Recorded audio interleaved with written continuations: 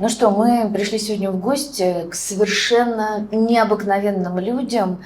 Сейчас позвоним в звонок. Это довольно обычный московский дом, хотя, конечно, совершенно необычный. Обратите внимание, вот эта штука моей мечты. Вот такой звонок был и на квартирах дореволюционных домов, но и в советское время тоже встречается. Я слышу, что он звонит. Так, слава богу, все дома. Привет! Все дома и нас ждут. Бонжур. Ой, привет, Где вы добыли такой звонок? Звонок где-то в выселенном доме. Он просто был плохо прикручен и готов был уйти с дома вместе в землю, в помойку, куда угодно. Но вот мы его спасли, и теперь он живет с нами. Работает. Это вот моя мечта. Ну так, чтобы просто вы знали. Так, мы, поскольку без подарков прийти не можем, у нас книга, которая очень подходит, мне кажется, своим названием по смыслу вашей жизни. Нет? Потрясающе! Там, без всякого сомнения, про вас тоже есть. Настя, а это тебе? Ой, спасибо большое. Это я нашла на обложке в Будапеште. Вот не просто где-то в Новоподрезково, а приехала прямо из самого Будапешта. Какая красивая. Придется покупать ликер. Повод есть. Спасибо огромное. У нас на двери тут помимо звонка есть еще всякие артефакты. Вот, допустим, дверной глазок у нас сделан из электророзетки от самолета МиГ-21. Вот эта вот штука с фазотрона ныне снесенного, такая на 30-е годы. Жалко, конечно, эмаль побитая, но что было. Как бы все это вот... Это еще незаконченные композиции, что-нибудь еще здесь будем вешать, естественно. Ну, вот это вот наша прям любовь. Еще старинный... Как это называется? Это называется, на сленге это называется, слово забыл, блин, да. На сленге это называется блин московского типа, хотя на самом деле вот это вот из Серпухова с какой-то выселенкой мы сняли. Совершенно случайно козырек московский, то есть такой микс. Это вот Женина кресло из поезда называется оно словом стропантен. Женя, это сосед. Да, ваш арбатский сосед. По Арбатским переулкам человек совершенно необыкновенный. Благодаря Маше мы с Женей познакомились в свое время. Хоть что-то от Маши есть хорошее. От Маши все только хорошее. Мы сегодня еще об этом поговорим. У нас много что от Маши хорошего будет в эфире. Ну что, проходим?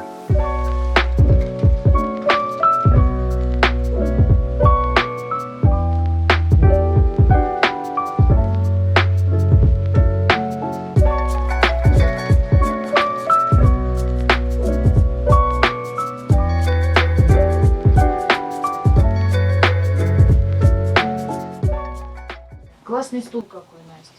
Ой, со стулом тоже отдельная история. У нас, по-моему, нет вещей, которые не найдены. Стул прекрасный, мы его нашли, точнее, его выбрасывали, когда освобождали в момент реконструкции одного московского дома на Красных Воротах. Там была такая комната, которая не открывалась, наверное, лет 80 точно, может быть, даже больше. Это была комната над аркой. То есть там вот, где окна, а вот это вот подарочное пространство, оно было забито разными вещами, предметами. И вот этот стул хотели выбросить, естественно, но мы его отстояли, мы его дружно под мышку, в метро ехали со своим стулом, и я его долго реставрировала. У нас в мастерской, у нас есть мастерская, где мы вот такие вещи можем приводить в порядок. Поменяла старую обивку на новую. Спасибо вам огромное за приглашение в гости. Да, как поют в старинном романсе, я весь в вас такой влюбленный, на самом деле, уже несколько лет. Я хочу представить наших сегодня удивительных гостей, Настя и Алексей. И они для меня, почему-то Настина, по-моему, выражение, а может, и Лешина, да, путешественники по складкам времени. Да, казалось бы, так просто и так сложно. Но я думаю, что вы сами расскажете, как вы пришли к такой удивительной жизни. Но для меня вы и археологи, и исследователи, и хранители прошедшего, но никуда не ушедшего времени, и люди, которые, вот, например, на моих глазах создают музей города Москвы, созданный из самого драгоценного. Потому что историки, они ищут берестяные грамоты, они для них очень ценны. Они ищут разные документы, да, то есть они собирают доказательную базу. А вот то, что самое интересное, что составляло быт, и рассматривая быт, можно нарисовать себе портрет человека века 17, 18, 19. Вот этот быт, не покладая рук, собираете вы. И я говорю это не как человек, который там через интернет наблюдает за вашими подвигами. А один раз ребята взяли меня в такое приключение. Мы получили разрешение побывать на старинном чердаке на бульваре. Причем этот дом сейчас, кстати, вот те люди, которые пустили, они оттуда уехали.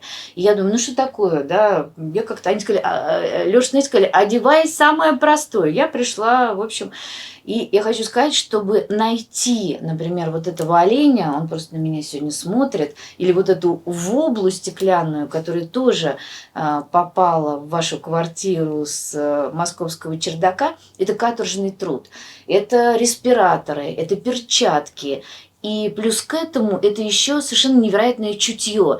Потому что мне тоже дали какой-то предмет, совочек, и вот там, где я вроде бы усердно копала, пришла Настя и немедленно нашла пачку писем, там еще что-то, еще что-то.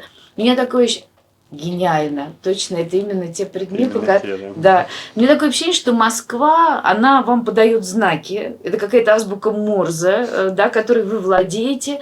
Как это вообще происходит? Вот вы проснулись воскресным утром, и решили, ну для меня это подвиг, да, решили отправиться куда-то, чтобы попытаться найти там что-то. Ну так это уже давно не происходит, к сожалению. Так это происходило в начале 2000-х, но мы тогда были маленькие, глупенькие и занимались совсем другими вещами, там попить пиво на крыше, да. Я тогда познакомился с первыми московскими чердачниками. Все-таки мужики, мне было 19 лет. Все-таки мужики, один что-то роет, второй, значит, тоже в Арбатских переулках, там у тебя где-то рядом. Этих домов уже нет, там стоит какой-то ЖК еще Лужковский. Один что-то там копает в пылюге, второй выковыривает блоки фальконье. Я еще не знал, что это такое, типа, может, ерундой занимаешься. Типа, а вы здесь Нужно что? искать золотые монеты. Нет, я тогда вообще про это не знал. Мы, я пришел вообще в эту историю из диггерства. То есть сначала мы занимались московской подземкой, лазили по всяким метростроевым подземным речкам. Вот, вау, там библиотеку Ивана Грозного, грубо говоря, искали. Да, вот просто тогда же доинтернетная эпоха. Счастливое время. Никаких сведений, кроме дворовых баек из серии, что из нашего двора ход в Кремль идет. Еще мой дедушка по нему ходил, и там скелеты прикованные. Вот все вот начало 2000-х, это вот эти байки. Но мы их до сих пор рассказываем. Сейчас вообще все просто, да, у нас все вот есть в компьютере. Тогда это было просто время баек, и мы лазили просто по всяким заброшкам, а заброшек было в Москве просто пол Москвы было какая-то заброшенная. Вот на том чердаке-то, который выковыривал блоки фальконье, чем там все закончилось? Мы туда залезли копать в подвалы. Дело в том, что он стоял, вот там Сивцев-Ражек рядом течет. Естественно, он стоял на каких-то таких арках, как сваи. И мы думали, что это ходы. Вот арки торчат из песка. Думаю, сейчас откопаем, а там такой ход. В Кремль Иван Грозный на тройке ехал. Что тут Кремль рядом? Мы там ковырялись в какой-то момент, мы там просто устали, решили пойти на крышу пивка попить. И встретили этих ребят как раз. Ну и типа, а вы тут что? Мы подземные ходы в Кремль ищем. Они такие, ку-ку, а вы здесь что? Ну мы вот тут всякое ищем, и вот стеклоблоки мы тоже, ку-ку. Ну вот так вот и выяснилось, что есть, оказывается, такие люди. И спустя много лет, когда домов становилось все меньше и меньше, а мы ничего не умеем, мы немножко учились, а вот Лужков забирал немножко вот эти дома. И когда мы чему-то научились, выяснилось, что Москву спасать-то уже почти и негде. И вот мы сейчас последние крохи добираем. То есть лучше бы я этим тогда занялся, на самом деле. Я тоже все время про это думаю. Почему у меня не было фотоаппарата в Москве 80-х, 90-х годов? Почему я в тот момент не заказала родителям хоть какой-то фотоаппарат и просто не ходила по улицам, да, и время от времени, как Анри Картье-Брессон, вот это все не фотографировала. То есть в 19 лет диггерство, встреча на московской крыше в Арбатских переулках, ну и... Не сразу это понеслось. Я из диггерства ушел в военный поиск. То есть мы ездили по лесам, вот эти вахты памяти, искали бойцов, там все это ржавое железо МЧСу сдавали, там все время эти взрывы, разминирования какие-то. Но попутно попадаются места боев же шли тоже по каким-то старым местам, а ты ищешь одно, а на месте старой деревни, а потом монетку найдет, какую-нибудь пряжку там революционную, там с двуглавым орлом, то есть какой-то интерес появляется. А сезон-то поисковый короткий, то есть это либо весна, либо осень, а летом это комары, там все заросшее, тоже ездили, но летом мы тут шарились, почему мы студенты, у нас каникулы, давай по городу шариться. Можно, конечно, на дачу поехать в речку купаться, но здесь же тоже интересно. Ну, на даче родители. Ну, нет, там все нормально было, просто, но в какой-то момент выяснили, что в городе тоже классно, и можно везде шататься, везде бродить. Тогда было очень много чего, не было понимания. Но понемножку вот эта насмотренность, типа, о, как интересно, ну и какие ручки на окнах странные, о, как это. А потом вот я уже ушел в какой-то вот этот мир именно исторического поиска, и какой-то вот такой круг общения сложился. О, мимо чего я хожу-то.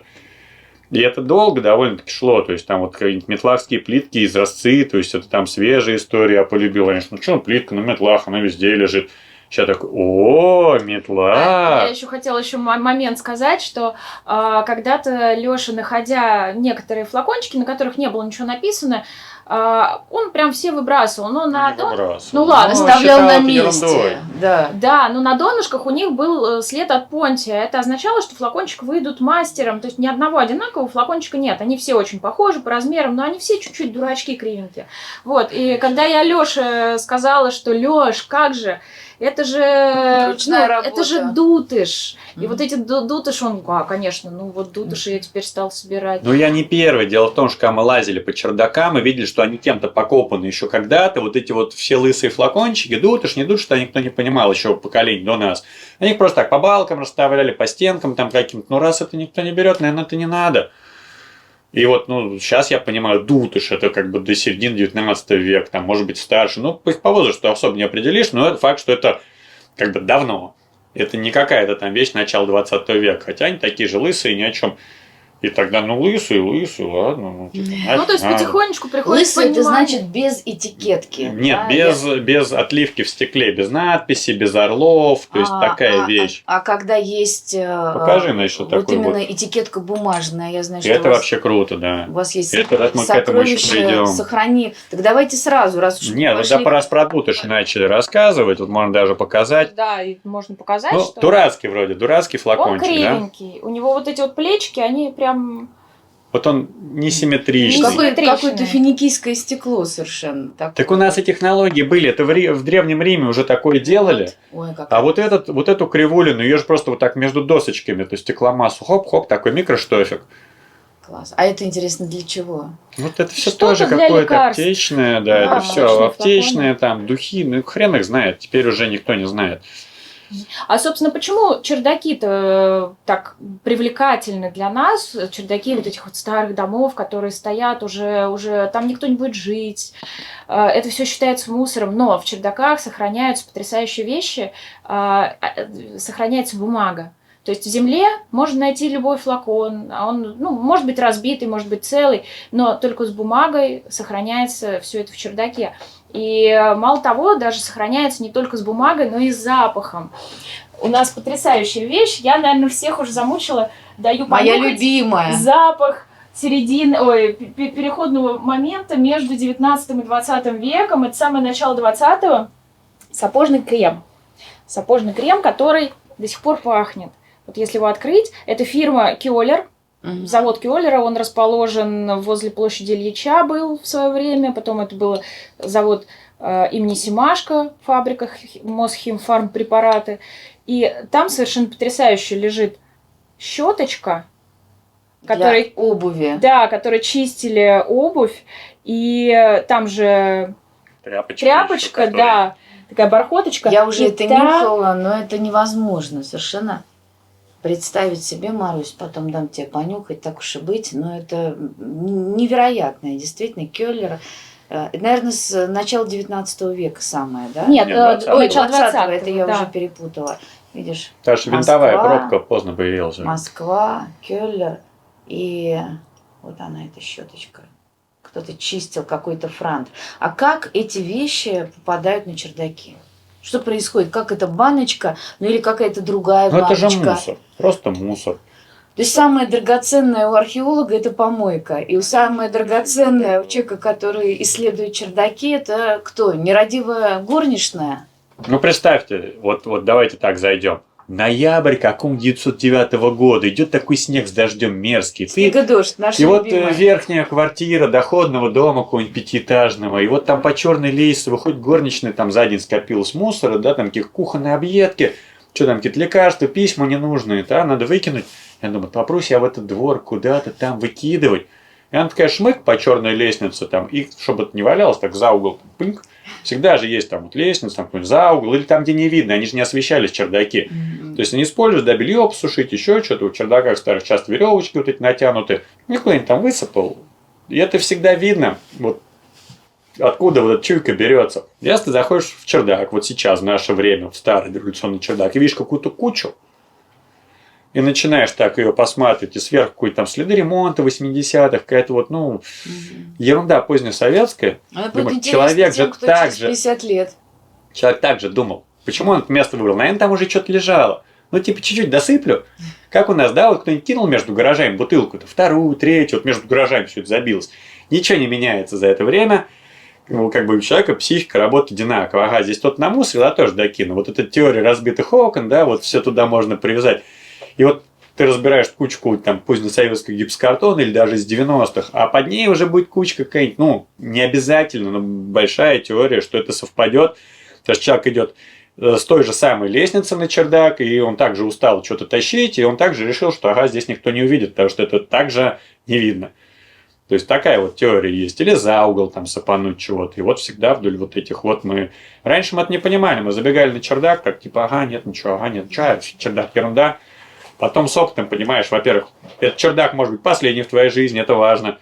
Но вдруг это последний чердак в Москве, в который ты попадешь. А вдруг они все остальные застеклователи, или ты просто не договоришься, не попадешь. Его снесут без твоего ведома, ты приходишь, там голые стены. Но теперь мы за каждый хватаемся так, что его вбить надо. Раньше мы бегали, так, нет, ничего. Сверху не валяется, значит ерунда. Самая Сейчас, может, интересная тут чердачная находка, Настя, вот самая, вот когда приходишь, я даже не знаю, идешь, наверное, всегда ждешь, что там будет закопан, я не знаю, что вообще самое, что хотелось бы найти. Вот есть такая мысль, вот что бы я мечтал, ну, кроме, не знаю, там, библиотеки Ивана Грозного, которая вряд ли на чердаке.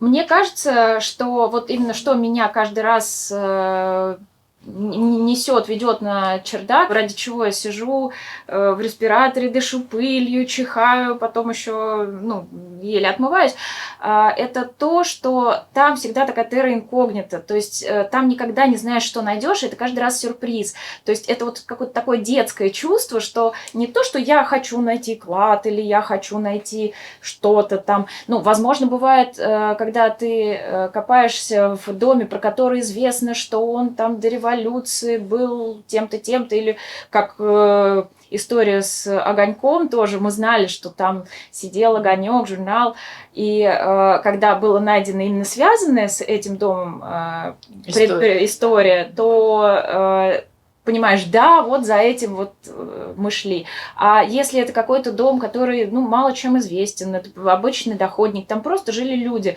то радуешься вообще любому предмету, который так или иначе напоминает о бытии, о жизни людей, то есть вот как мы. Давайте показывайте. Я бы еще добавил вот сюда, в Москве есть такая фишка, не просто люди, которые в нем жили, а московские чердаки очень часто привязаны к району.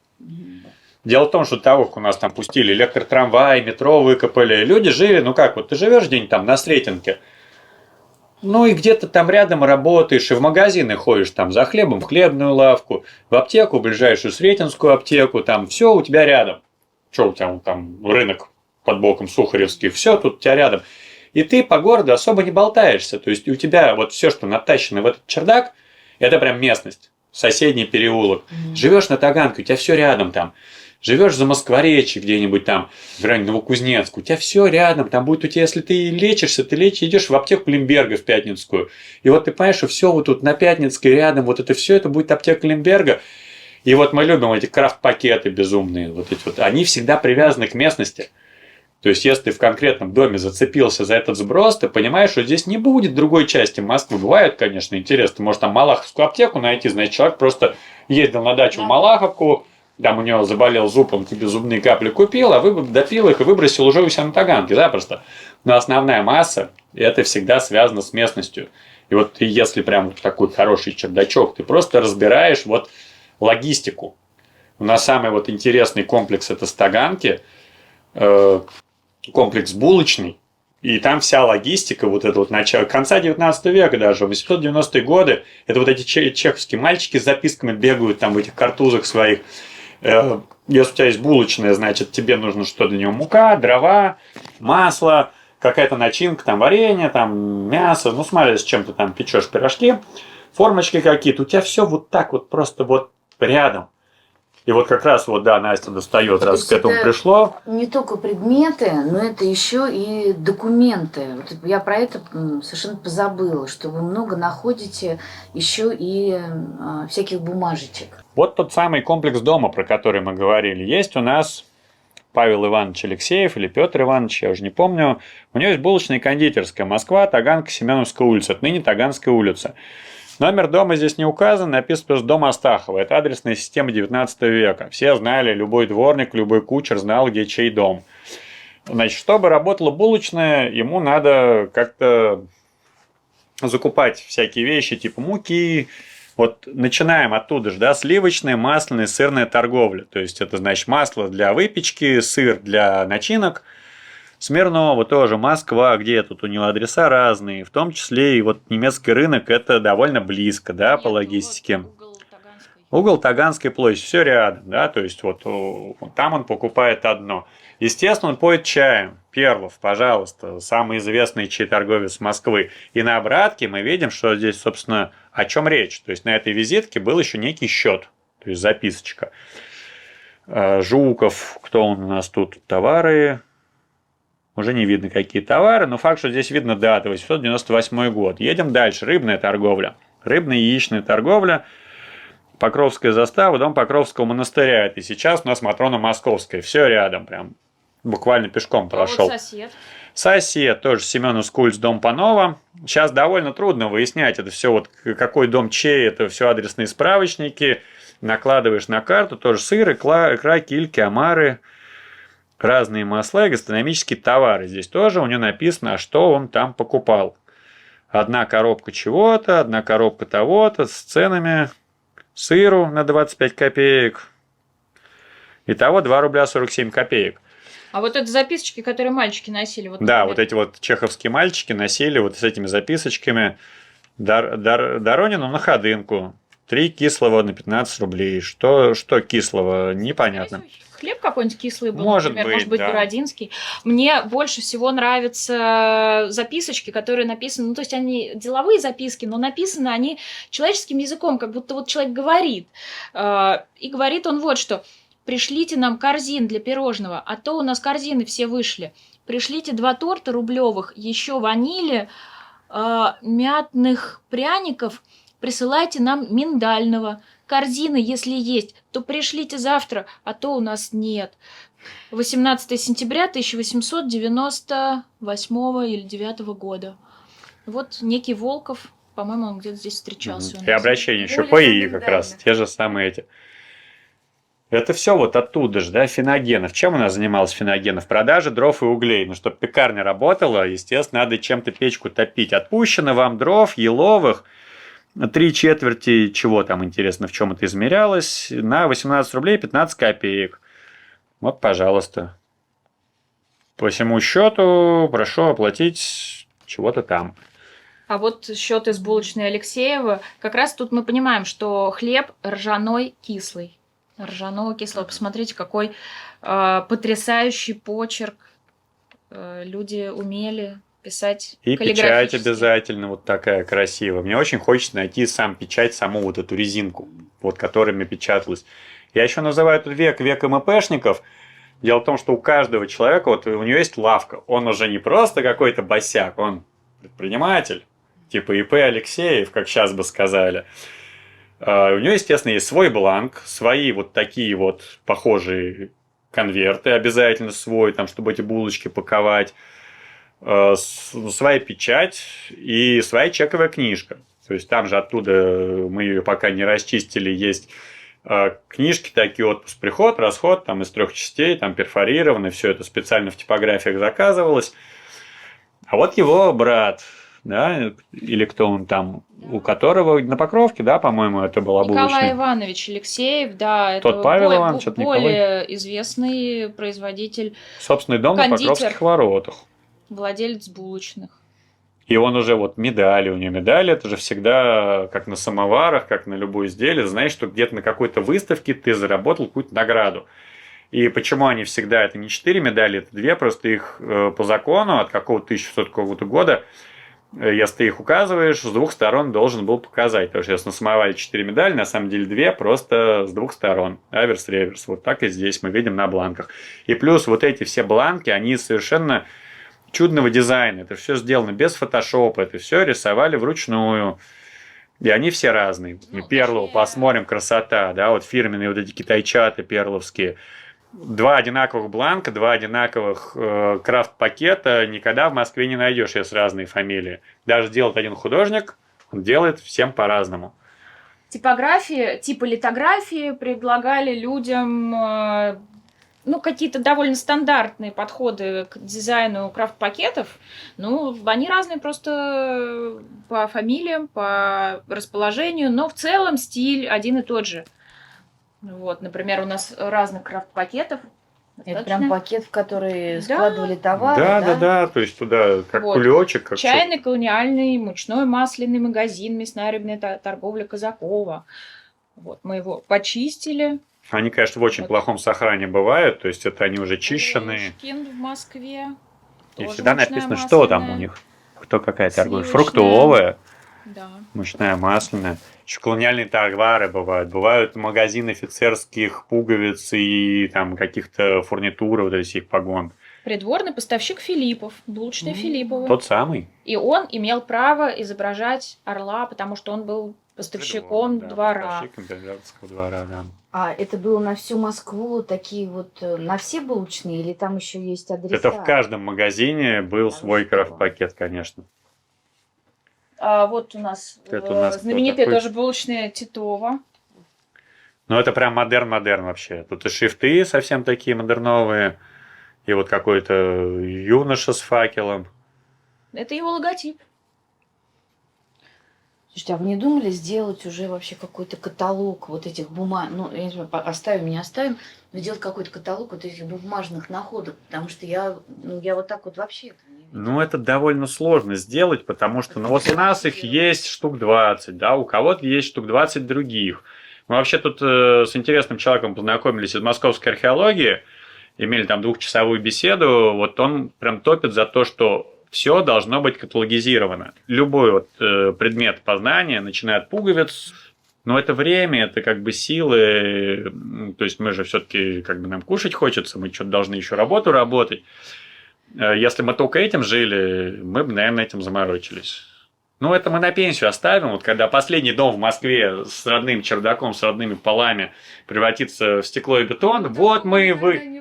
Да будет. Не-не-не. Такое будет. Всё кончается, всё Нет, кончается. такого не будет. Да, с домами, я очень надеюсь, в Москве все будет хорошо, но как бы требования пожарной безопасности, требования по в общем, разные требования, они просто приведут к тому, что на чердаках может не остаться той самой родной засыпки. Вот из чего состоит, почему там засыпка? Потому что это тепло-звукоизоляция, это если даже крыша протекает, она не протечет в дом, и всегда в чердаках есть вот этот слой. И рано или поздно, я думаю, что у почти всех чердаков в Москве этот теплоизоляционный слой станет состоять из стекловаты, из керамзита. Ну, керамзитом раньше засыпали, сейчас новые вот эти вот все материалы, которые, к сожалению, заменят нам вот эту всю историю.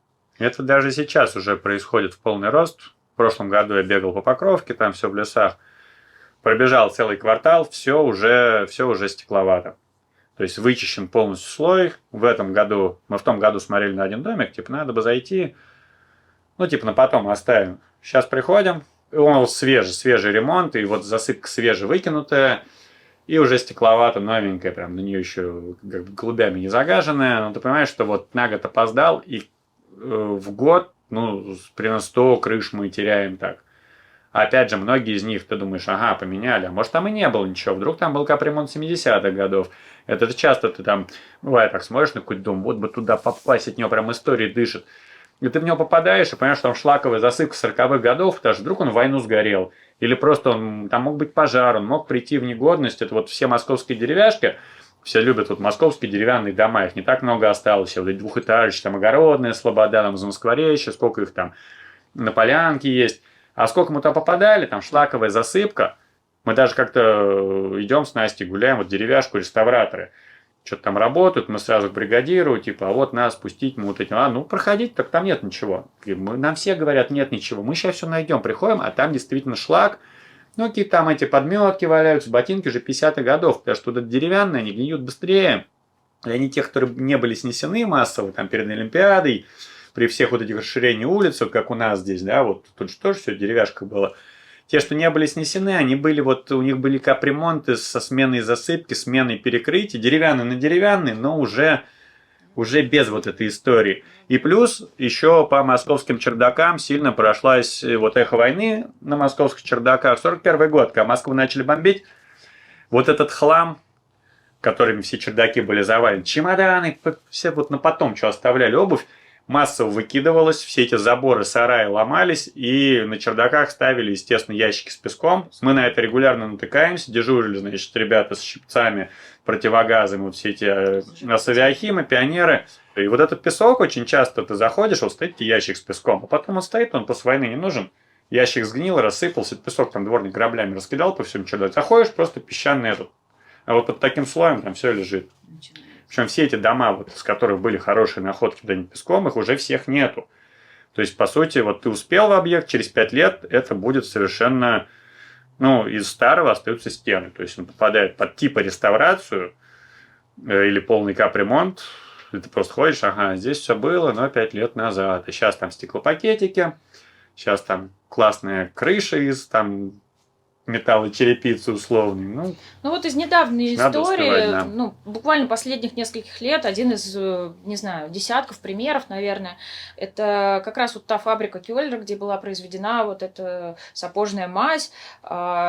Там его готовили к переделке, один из корпусов, и там, соответственно, находились вещи, связанные с деятельностью Романа Кёллера. Роман это такой, он немец был, но это его как бы русское имя, да. И я нашла целый, я уж не буду доставать, он где-то там лежит грязный, большой такой лист, скомканный, а перед этим я смотрю каких-то вот обрезков много, одинаковых. И когда я уже дома пришла, развернула, оказалось, что это неразрезанные горчичники фабрики Кёллера. И я-то думала, что это часть упаковки, но на деле тут написано способ употребления: смочить листок в воде и прикладывать к телу, завязывая платком или бинтом. Когда я начала мыть от пыли в раковине, в специальной посудине, начала мыть находку, с нее потекла коричневая вода. Я поняла, что да, это вот течет та самая горчица, которую нанесли на эту бумажку больше 100 лет назад, 120, там, может, 130, может, еще более раннее время.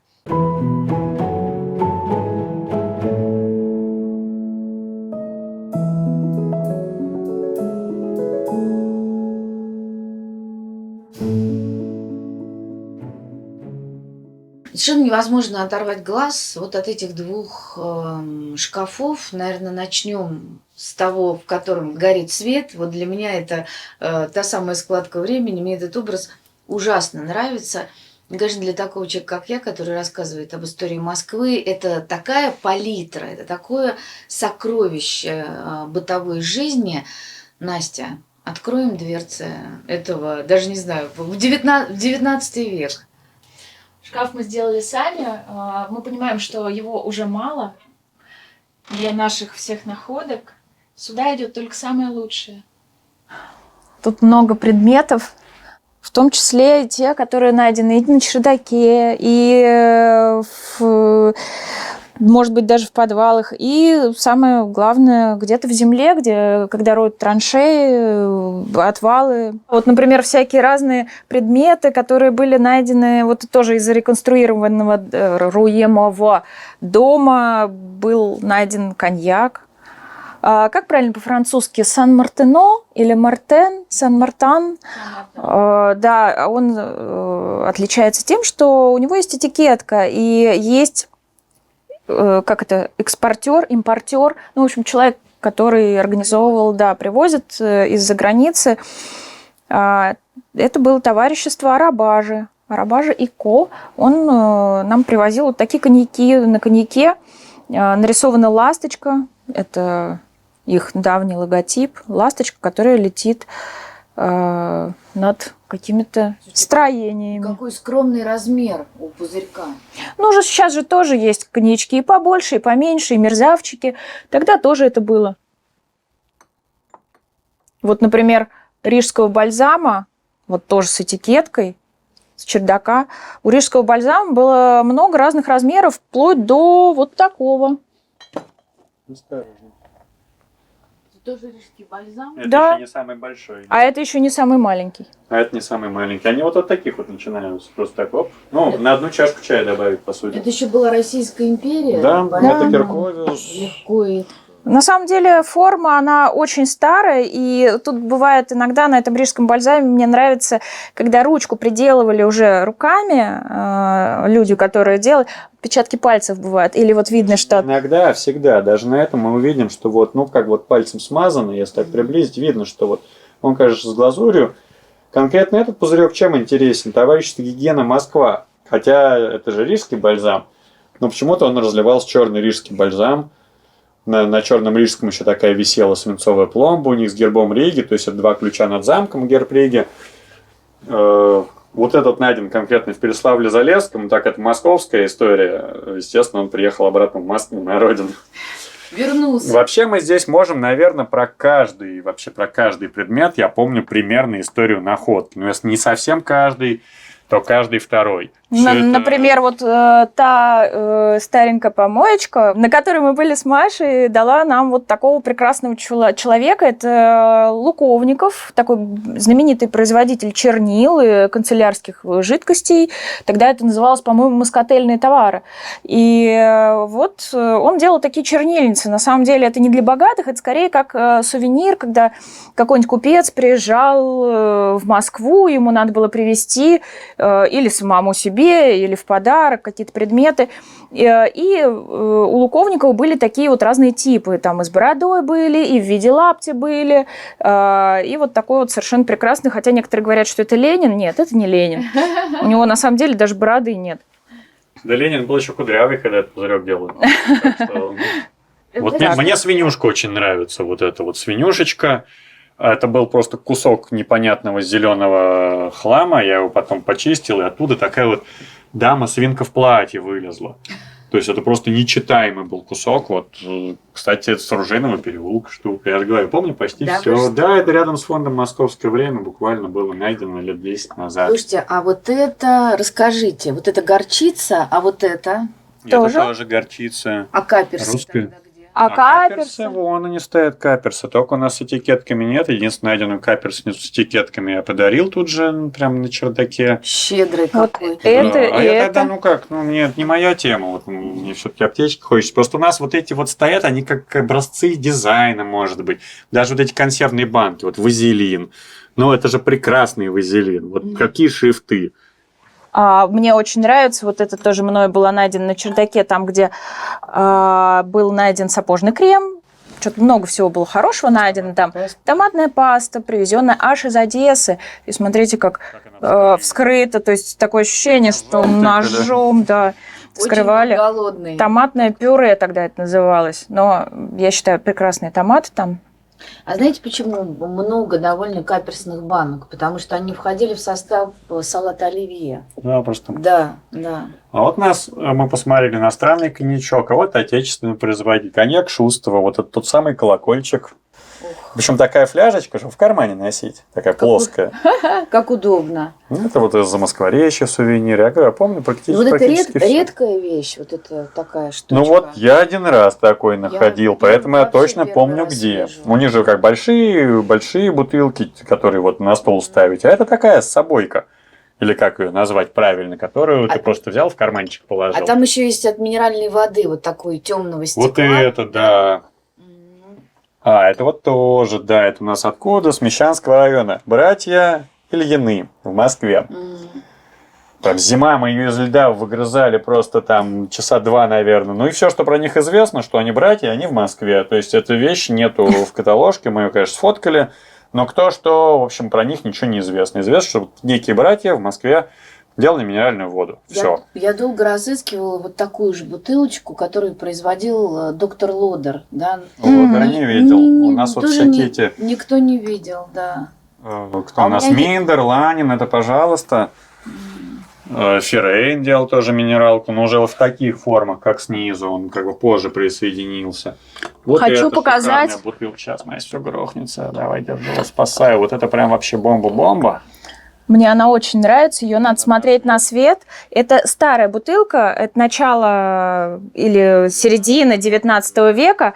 Вот здесь есть у нее так называемая, это клеймо, которое ставил производитель, мы называем это клякса. И если посмотреть на свет, она так отливалась. Или выдувал, да, она выдувалась, то есть это дутая в форму бутылка, вот здесь вот тоже след от Понтия, и вот тут она совершенно имеет такую невероятную фактуру с ромбиками. Как это сделано, вот вообще современные стеклодувы не очень понимают. А еще в одном чердаке тоже была найдена прекрасный предмет, точнее это комплект предметов. Раньше на аптечных флаконах были не этикетки, точнее, они тоже были, но все, что связано с покупателем лекарства, было написано на сигнатуре. Сигнатура – это вот такая вот длинная бумажка, они все были более или менее похожи, там часто изображались предметы, или здания, которые связаны с аптеками. Вот здесь, вот, например, в 1709 году была выдана привилегия этой аптеки, что она имеет право на существование, что там продаются настоящие лекарства, то есть не фуфломицины. Это Петровская реформа. Да. Угу. Далеко не всем аптекам давали такие привилегии. И вот привилегия это до начала 20 века, до советского времени висела в этой аптеке в золоченой раме. И как это выглядело? Вот такой маленький флакончик, тут даже немножечко осталось содержимое. И к флакончику вот здесь вот на эту веревочку была вот так вот, я уж не буду сильно сгибать, прилеплена сигнатура. И почему это довольно редкая находка, когда это все в сборе? Потому что когда человек, он больной, ему тяжело, и, конечно же, он нервный, и он всегда отрывал сигнатуру, потому что она мешалась, и выбрасывал ее. И поэтому найти вот такой комплект, флакончик плюс сигнатура, это была... это сейчас большая редкость. И что у нас написано на сигнатуре? Что это старая Покровская аптека, номер 20 тысяч, что-то плохо видно. Что за лекарство? Да, что это 1881 год, и что это аптека Миндера, то есть владелец. И вот здесь вот еще есть провизор Домановский, скорее всего, наверное. То есть мы еще не до конца разобрали. Но это не провизор, а помощник провизора, скорее всего, тот, который непосредственно в этот момент выдавал. Вот Леша больше всего знает про аптеки, а вот этот Миндер, Арест Миндер, как раз тот самый популяризатор минеральной воды, который ее в Москву и привел. Расскажи про свою коллекцию, это же это наша вместе коллекция. Дело в том, что в Москве было очень много разных аптек. Плюс они продавались, покупались, меняли провизоров, меняли вид флаконов. Естественно, размеры флаконов и назначения тоже бывают разные. Самая крупная у нас аптека – это Феррейн, всем известная. Староникольская Феррейн. Она занимает примерно полполки.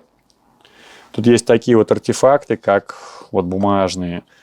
Английский пластырь на рыбьем пузыре, причем он внутри там даже сохранился. Вот этот самый рыбий пузырь, старая Никольская аптека Феррейна, упаковка вот просто совершенно шедевральная. Это начало 20 века. Вот такая вот шикарная просто упаковка есть. Упаковка жестяная. У нас ребята нашли, мы с ними поменялись, тоже Староникольская. Сохран не очень, но лучше мы уже не найдем в наше время. Способ потребления: прикладывай к телу, предварительно смочив водою. Ну и миллион видов пузырьков, причем есть интересные, вот такие с овальными горлышками, поменьше, побольше. Это таблеточница. Самое сложное было найти к ней овальную пробку. Ну вот я нашел родную на чердаке. Аж у всех пробки круглые. Потом Феррейн играл во всякие вот такие вот помады. Помады – это не губы красить, как многие сейчас думают, как мы привыкли. Помады – это для волос. Такая есть. Вот в другом дизайне тоже Феррейн. Вот тот же самый доктор Швейкер. Просто баночка побольше. Плюс у них целая династия была. Помимо Староникольской аптеки была Новополянская аптека Феррейна, только другого Феррейна, брата его. Ну и как в каждом районе есть своя аптека. На каждой улице есть одна, две. На Тверской, допустим, была старая Тверская аптека, новая Тверская аптека. То есть вариантов много, и эта тема собирательства практически бесконечная. Плюс сейчас в территорию Москвы вошли тогда подмосковные земли. Вот, допустим, Перервинская аптека, станция Перерва, дальняя Подмосковье. Сейчас это вполне себе район Москвы. И про это здесь тоже есть.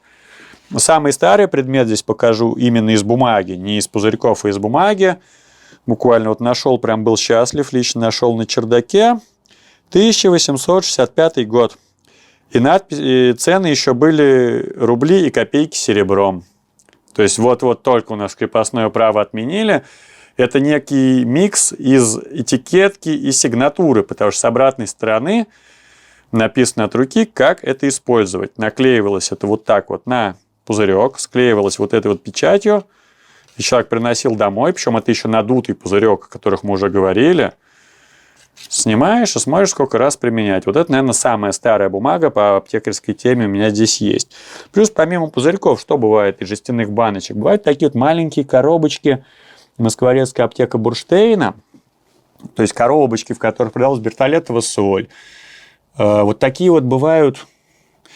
Это под порошки пакетики. У меня их всего 5 штук, наверное, в коллекции, потому что он такой малыш, его еще не очень найдешь.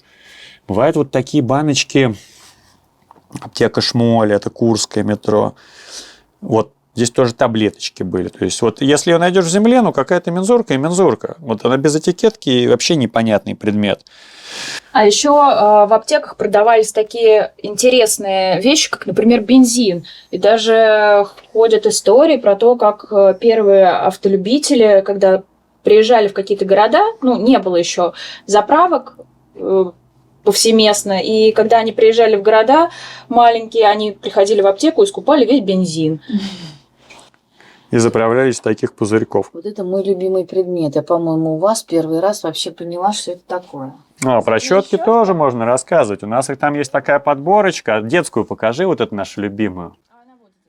Рыбную, которая. Маленькая детская щеточка в виде рыбки. Тогда щеточки делали симпатичными, приспособленными, адаптированными под разные возрасты. Ну, естественно, градусники всевозможные. Реамюры. Вот это вот всем известный градусник для купания в таком деревянном корпусе. Есть настенные тоже реамюры. Реамюр – это, собственно, не что иное, как система измерения. Как сейчас Цельсий или Фаренгейт. Тогда использовалась такая система, как реамюр. У меня есть мой любимый градусник. Это моя находка. Была найдена в земле. Я совершенно случайно, проезжая на велосипеде несколько лет назад, увидела, что копают землю. Я попросилась у рабочих, нырнула туда. Они говорят, да, копайся. И в помоечке советского времени, причем, скорее всего, это была послевоенная помойка, потому что там было эхо войны.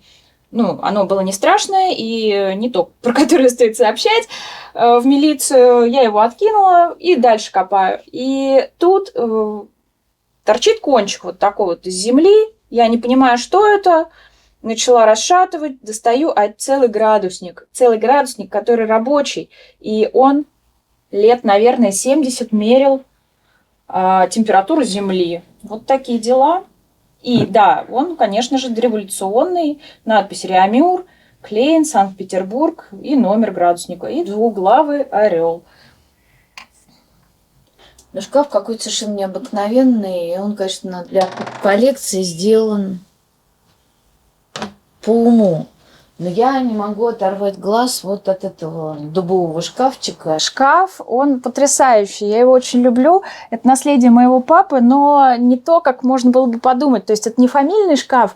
Когда мой папа жил на Арбате, на Гоголевском бульваре, как-то раз они дружно тусовались с друзьями, и одна из девушек, он пошел ее провожать, и она говорит: боже, какой шкаф. И ему пришлось в коммуналку, в маленькую комнату в коммуналке нести этот шкаф, тащить по черному ходу. Там очень узкая лестница, шкаф дубовый и очень тяжелый. И вот он его притащил с какой-то помойки еще где-то в конце 80-х годов. Потом я этот шкаф, когда папы не стало, я забрала его себе. Сначала он жил в другой квартире, когда мы жили с бывшим мужем. И вот теперь он здесь, и теперь он наполнен предметами, которые мы очень любим.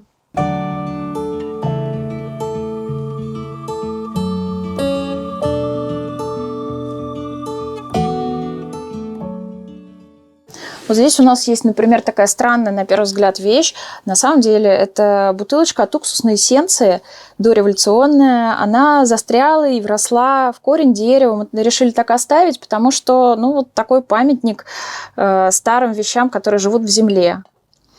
Вот. Еще у нас есть совершенно странные зубы, керамические, возможно, это часть некоего животного, которое собиралось. Это, может быть, было такое керамическое чучело. Вот тут даже есть номерочек, который, наверное, какой-то порядковый номер деталей этого животного.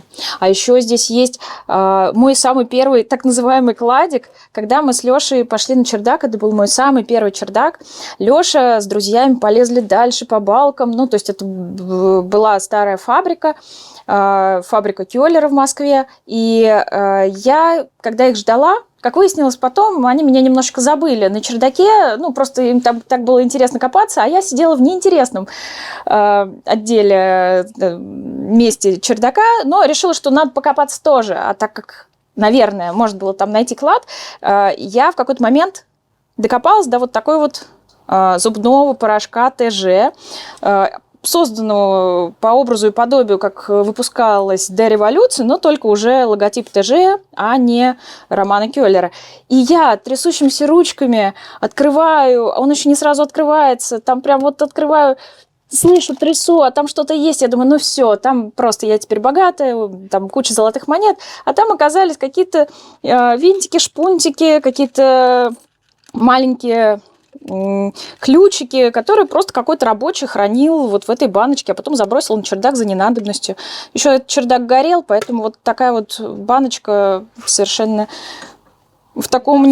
Да, со следами бытования, как говорят антиквары. У нас еще есть вот такие вот вещи, как, например, ранние советы. Они тоже совершенно прекрасно выглядят. Если при царизме все делали таким красивым, фельдеперсовым, таким вот прям нарядным, это не значит, что при наступлении Советского Союза, при приходе иного строя, не все сразу поменялось. И вот, например, прекрасный образец 1923 год, всесоюзная сельскохозяйственная выставка, которая, кстати, была в парке Горького, нынешнем сейчас. И вот здесь вот папиросная машина изображена. Смотрите, как красиво. Ленинградский табачный трест.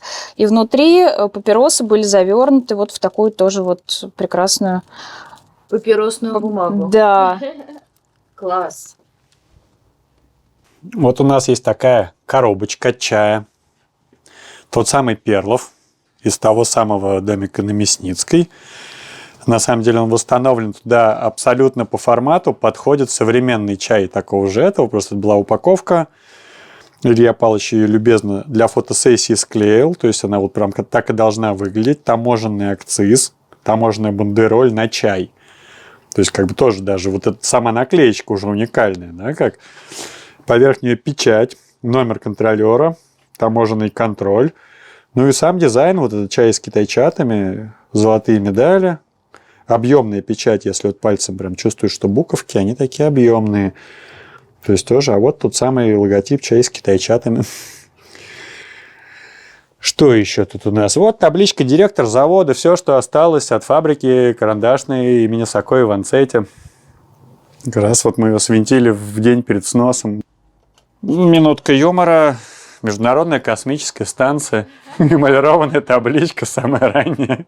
На самом деле, это московские кабельные сети, но мы очень любим все вот эти всевозможные эмаль на табличках. Это просто какой-то фетиш. Жалко, я этим поздно слишком начал заниматься. Но здесь всевозможные чернильницы. Вот есть чашечка из гостиницы «Метрополь». Вот такая есть хорошая. Коробочка от патефонных игл. Вот все это совершенно папиросы спорт. Такое вот пасхальное яичко у нас тут живет. Такое слегка облезлое, но кобальтовое стекло. Облезлое, но лучше сейчас уже, наверное, не найдешь. Красота. Немножко посудки, немножко того, немножко сего. Японские вот эти капли вот так пальцем держишь, отпускаешь, здесь капелька падает, глазные капли. Вот они есть такие, есть, по-моему, тоже оно. Это вот из кобальтового стекла. То есть держишь так, оп, капнуло. Похвастаюсь, да, вот это более старый, чем у нас висит. Просто мы его туда не повесили, думали, сопрут. Такой вот именно дореволюционный, прошу повернуть, тоже от мехзвонка. Конечно, здесь уже поглубже пропечатать. Там у нас советский висит, алюминиевый. Это такой он прям, гораздо лучше сделан. Их на самом деле миллион видов. Штампованные, литые, такие-сякие, хромированные, алюминиевые, жестяные. Их же делали, у меня даже папа мне рассказывал, я когда первый такой звонок нашел, папа был еще жив, я говорю, смотри. Он такой, подумаешь, у меня в квартире такой же стоял. Знаешь, как это называется? Кунсткамера. Да-да-да. У нас здесь расчлененка на самом деле. Здесь вот куча миллионы безголовых и всяких вот этих штучек. Да. Кусочек пластинки патэ, от слова патэ, собственно, от этой фамилии произошло слово патефон, да. Замороженные шарлотты, в них играли дети с середины 19 века. Эта мода пришла из Англии. Это некое животное, скорее всего, это кошка была. И вот тут вот мелкий кутеночек такой сидит. А что это вообще? Это какая-то статуэтка была. Кошка без головы. Да, кошка без головы, немножко без ног. Вот это из Калининграда? Да, у которой ручки двигались. Это все московские. В Москве они тоже встречаются. Чаще, конечно, в Европе, в Калининграде такое люди выкапывают. Еще мы это место называем иногда инвалидный барак, потому что тут все куколки немножечко грустненько выглядят, но мы их любим, тем не менее. Вот у нас тут загадочка висит на холодильнике. Просто советская открытка. Вопрос, как может называться этот сюжет? Какие есть версии? Вот сидит такая прекрасная барышня. Мы ее очень нежно любим. Переворачивай скорее. Есть какие-нибудь версии? Нету. Аленушка. Вот Аленушка, русалка. А называется это вот так вот. С боевым заданием через реку Свирь. Очень я нежно люблю эту открытку.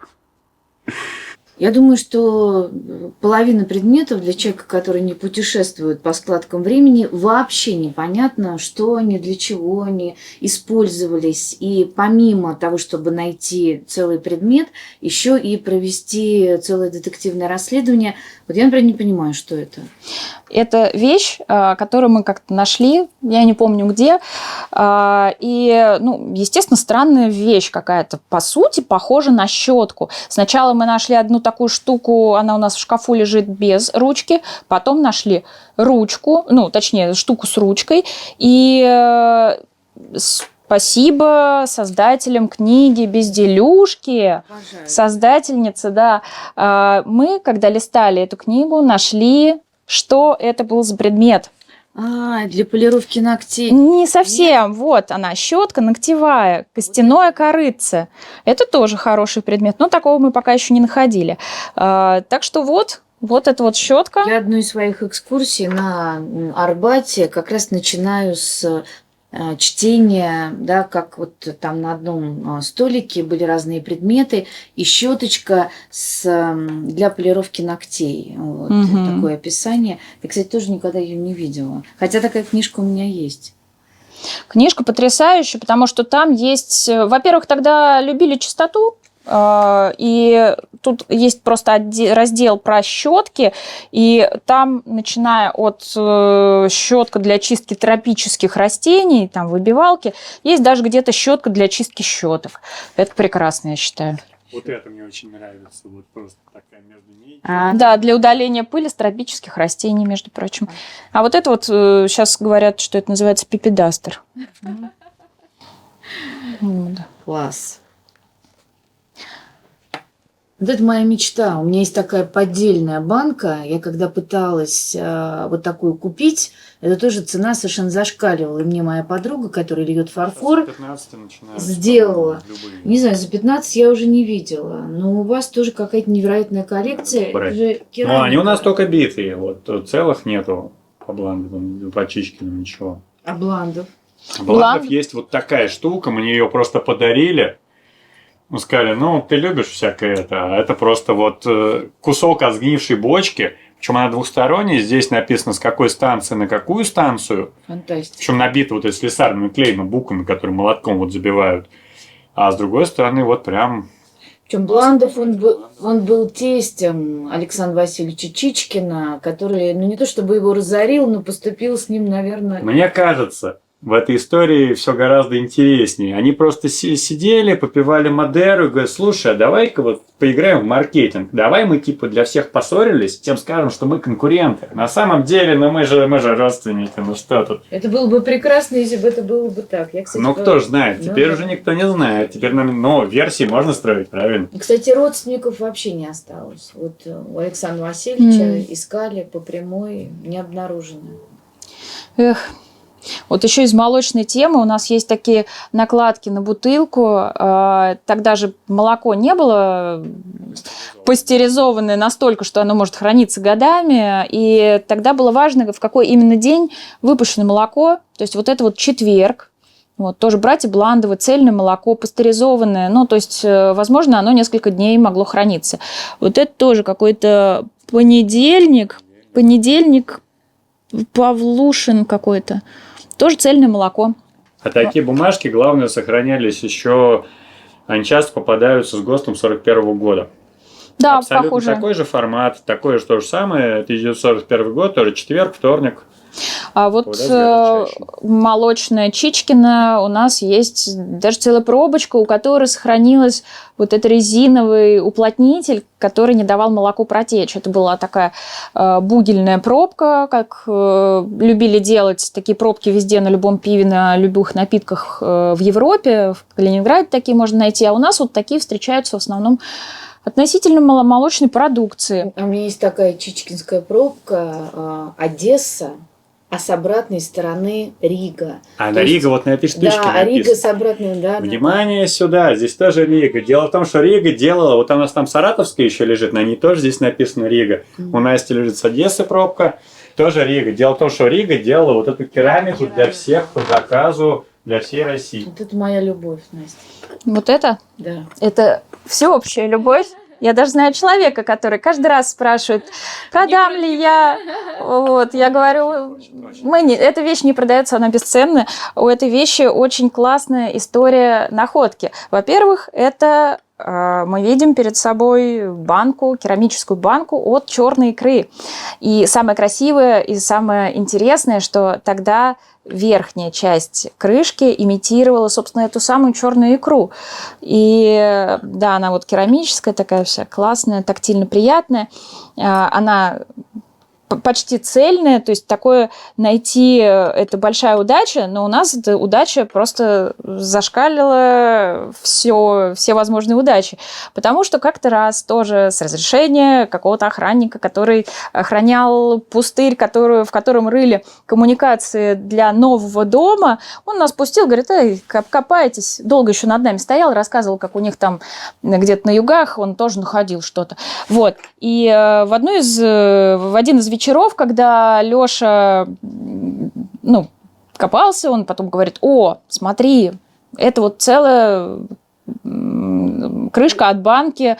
Я говорю: ого, ничего себе. Обычно бывает. Да, я не знала, что такое вот существует, что это от икорной банки крышка. На следующую почти ночь, вечер, да. Ну, потому что днем работают рабочие, а пускай у нас уже ближе к ночи. И на следующий вечер я сижу, копаюсь там, а я тогда еще не снимала видео, не снимала, как я достаю какие-то предметы, и я начинаю подкапывать снизу, эту банку подкапываю и думаю: так, о, красиво, но такая банка не может быть целой в земле. Я думаю, наверное, какой-нибудь кусочек, ну вот как такой, например. Я ее выкапываю, и тут я достаю целую банку, вытряхиваю оттуда комок земли, своим глазам не могу поверить. Я говорю: ребята, смотрите. У ребят, конечно, отвисла челюсть, все поздравляли меня. И вот такая вот банка у нас теперь существует. Так вот, мы пришли когда вечером домой и примерили эту крышку к банке, оказалось, это от нее. Они в полуметре друг от друга. Да, и причем это был подвал дома в районе Яузы. Это были низовья, не низовья, точнее, это была низинка такая возле Яузы. И, видимо, подвал у людей затапливало. Это дом старинный, дореволюционный, не знаю, с какого века существовал. Вот, и, видимо, подвал затапливало, потому что мы видели, что там есть по краям фундаменты, мы докапывались до них. И люди туда просто выбрасывали ненужные вещи, тару, разные предметы ненужные. Колодец внутри был деревянный, да, куда-то к центру мира уходящий. Ну, в общем, оттуда было много находок. И вот это вот самое любимое и потрясающее, потому что такое в земле целиковое найти практически невозможно. Но мы смогли. Возможно, Никита Иванович Пешков снимал квартиру в небольшом доходном доме. Он до сих пор есть, этот дом. Это деревянный домик в одном московском районе, довольно старом. И когда там проводили ремонт, он до сих пор, кстати, этот ремонт не доделан, хотя находки года, наверное, 4. И нас пустил туда целый владелец здания, то есть он подъехал на гелике, такой: вам нужно копаться? Ну ладно, идите. Мы такие: хотите, мы вам покажем, что мы накопали? Не надо, мусор какой-то. И вот мы поднимаемся на чердак, там есть такое место, застрехой называется, то есть чердак, и там углубление перед вот этим вот скатом крыши, и там обычно лежат какие-то пожухлые листья, какие-то 50-летней давности тополиный пух и прочее. Я вот выгребаю, и эта табличка лежала вот так. Я ее достаю.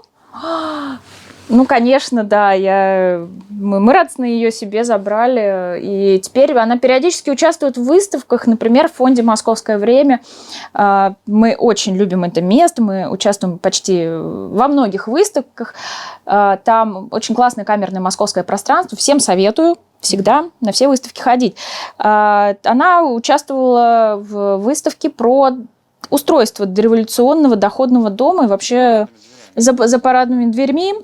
Вот, и она была вот как табличка, да, образец, как люди подписывали свои квартиры. Бракар, это тоже помадная, да? Угу. Чердачная, у нас наклеечкой.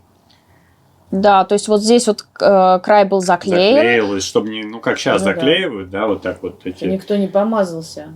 Ну что, она не открытая, да. Репейно-хинная помада, ей напомаживали волосы. Собственно, напомаживать, это слово оттуда и произошло, а по сути произошло слово помада от слова помма, яблоко на французском, по-моему, да.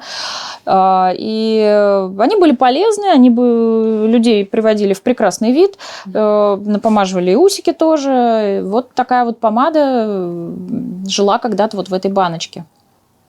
И она производство Бракар в Москве. То есть Анри Бракар, конечно, был в тренде. А найдена на Пятницкой. У нас есть такая штука. Я даже знаю, что это. Ну, конечно. Еще бы московские русоводы не знали, что это. Но мы расскажем для тех, кто не знает. Конечно, это осколок, битый, не целый предмет, но это называется люксфер.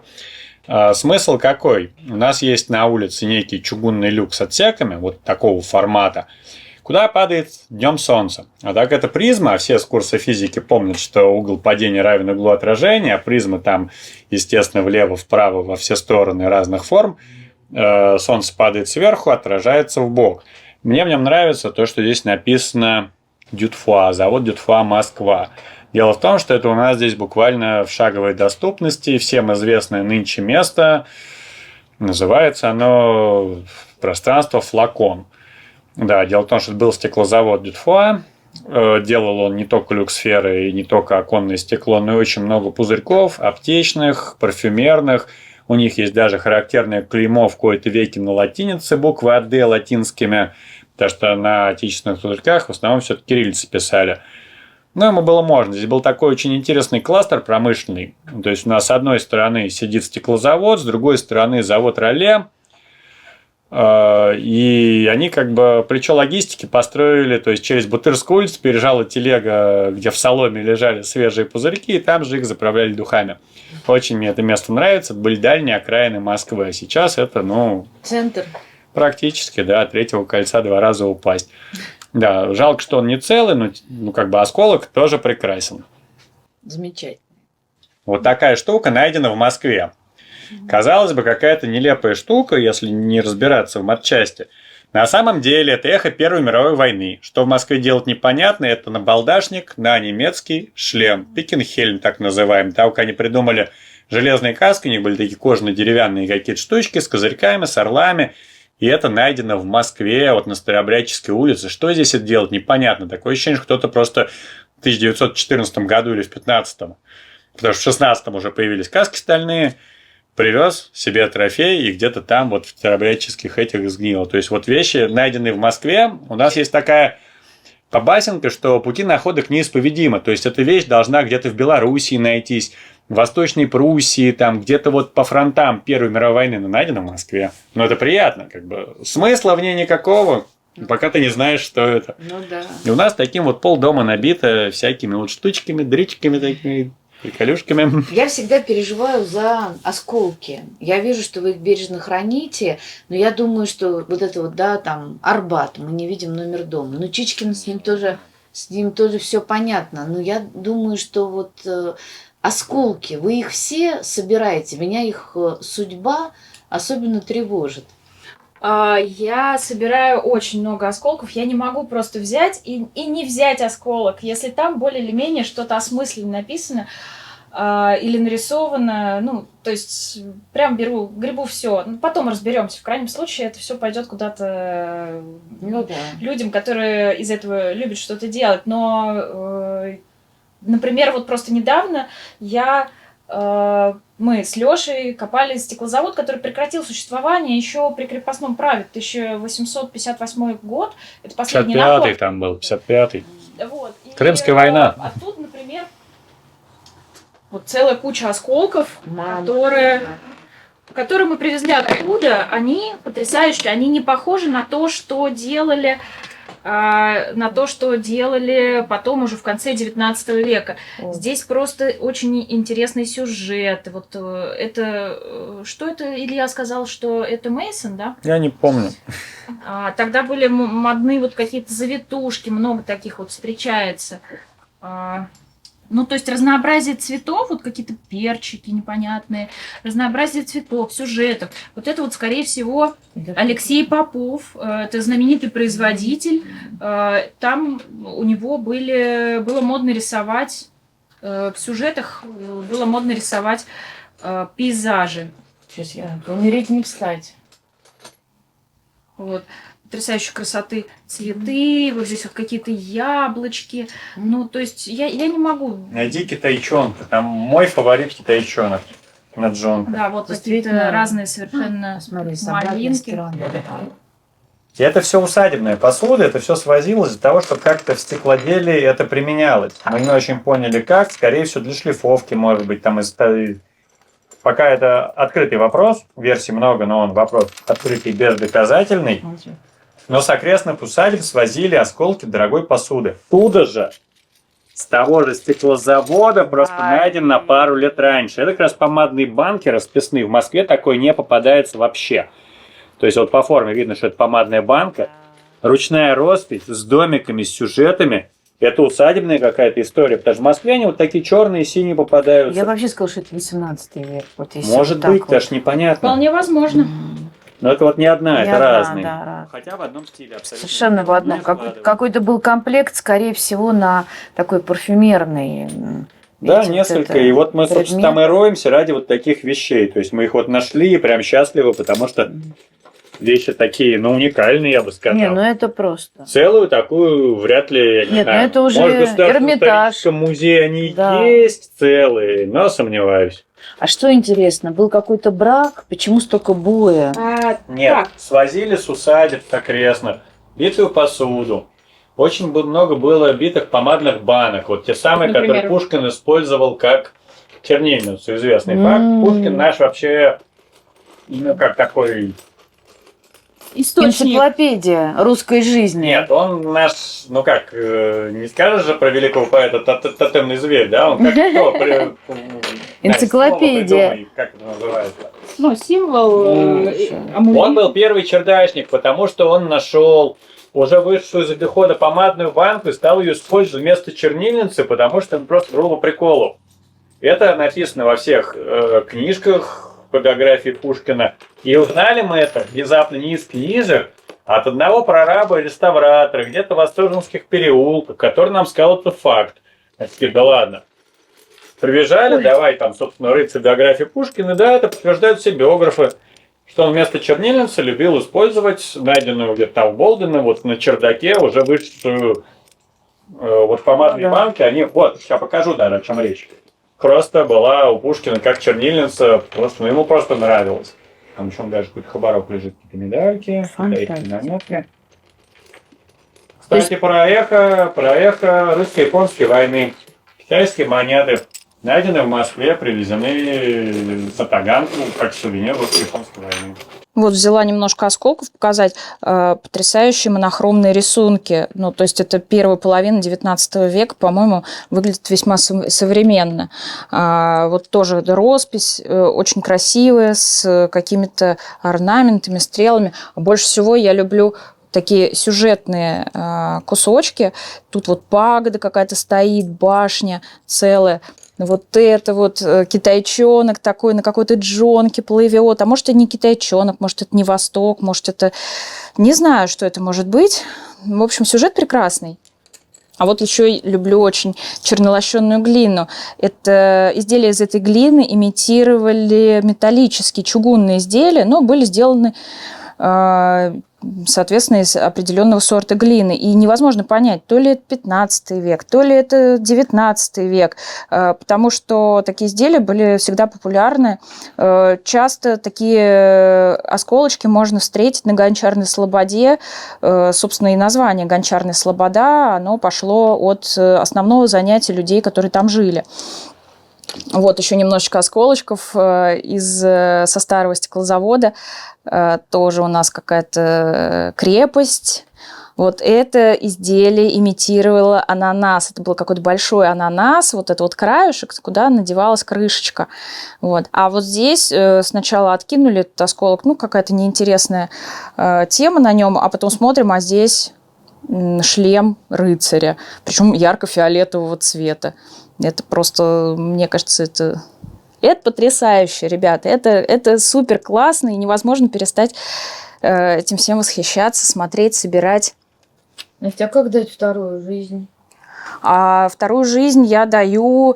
На самом деле, мне давно девочки из вот этой, которые занимаются созданием украшений из старого фарфора, из старых осколков, из старых предметов, мне говорили, мол, Настя, ты же столько собираешь, почему ты сама не делаешь украшения?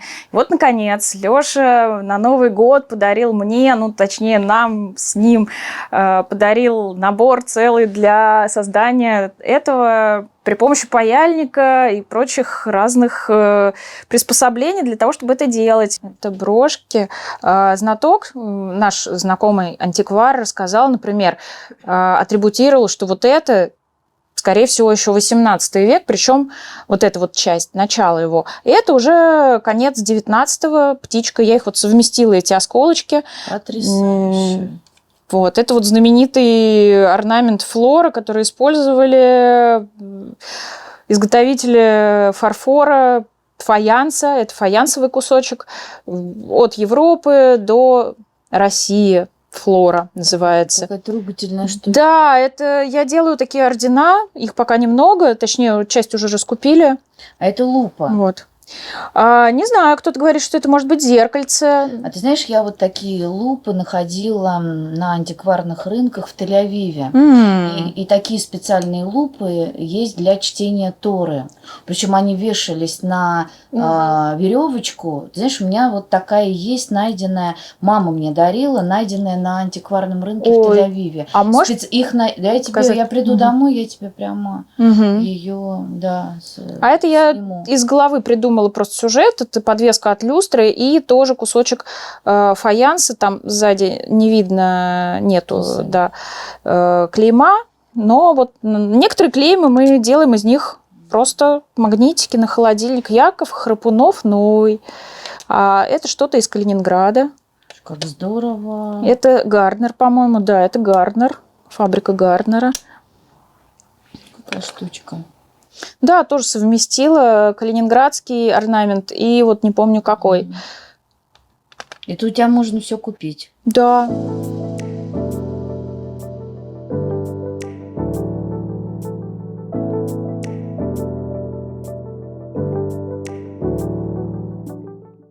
Огромное вам спасибо, что пустили нас в свою пещеру Аладдина.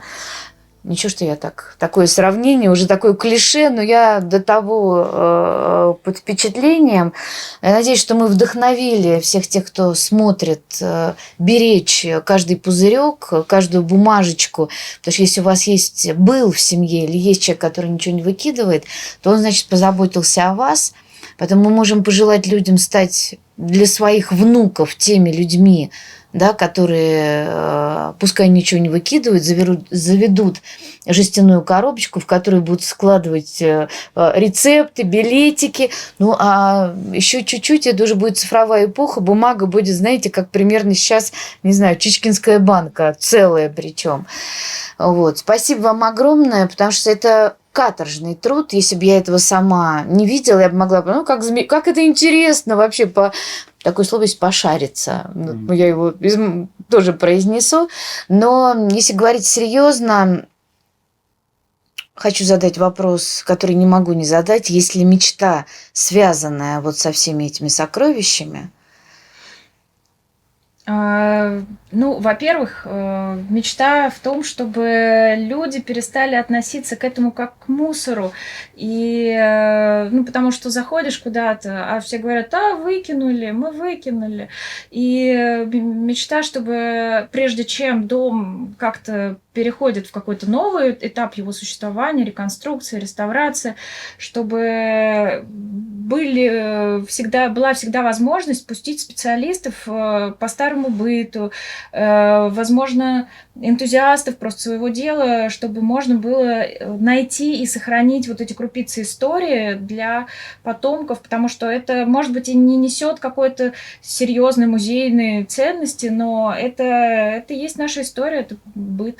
Вот. И мы надеемся, наверное, что когда-то вот эти все наши предметы превратятся в какой-то более масштабный, наверное, музей частный, чтобы предметы жили свою жизнь, чтобы было больше людей, которые это все ценят. Спасибо, Маша, что... А можно процитировать в ответ? Есть такой замечательный фильм по Джеку Лондону «Смоки и малыш» про золотоискателей. Там есть классная песня, вот оттуда цитата: «В поиске мечта наше ремесло, старое как смерть». Зовите нас, ребят, если вот у вас есть какой-то старый объект, недвижимость, вы что-то покупаете там, просто вы живете в старом доме. И переделываете полы, например. Ремонт, что угодно. Просто мы даже просто за идею. Не то, что мы все себе тащим. Мы вам расскажем, покажем, поможем оформить мини-музей домашний. Вот мы в нескольких таких проектах работали. То есть нас звали, просто приходили, договаривались. Вот просто все найденное в вашем доме мы там оформляем, как-то делаем, как-то консультируем. Поэтому нам главное процесс. Не обязательно владение вот этим всем. Процесс, находки, ты же там тоже что-то снимаешь, там вау, эмоции. Вот главное в эмоциях, а не в итоге. Ой, как хорошо. Ну, теперь мы знаем секрет их молодости, да, и бодрости духом. Вот, и желаем вам...